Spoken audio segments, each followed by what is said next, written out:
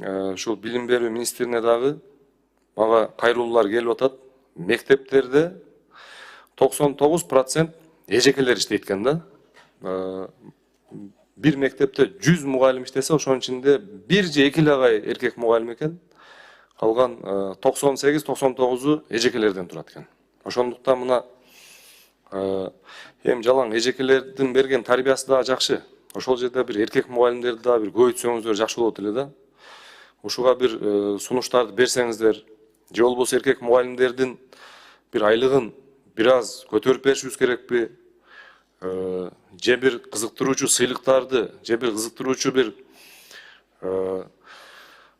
премияларды кошуп беребизби? Ушул эркек мугалимдерди мектепке көбүрөөк тартсак. Себеби мен мына мектептерди кыдырганда да көрүп атам, мугалимдердин арасында эркек мугалимдер аябай сейрек кездешип калды да. Билим берүү министрине дагы тапшырма катары айтат элем, ушул эркек мугалимдерге бир колдоолорду күчөтсөңүздөр.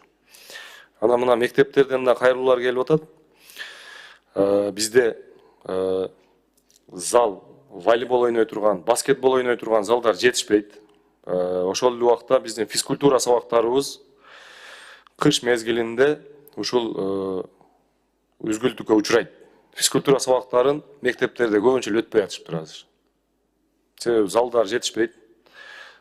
Физкультура мугалими жок. Ошондуктан мына физкультура сабактарында көзөмөлдөсөңүздөр.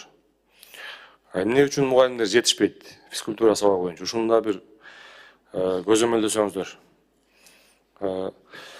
Менде негизинен айта турган нерселер ушул. Анан кошумча сунуштар бар. Аны дагы мына жазуу түрүндө Сүйүнбек Абдуллаевич сөз түрүндө беребиз. Рахмат чоң. Рахмат, Бактыбек Асламжанович.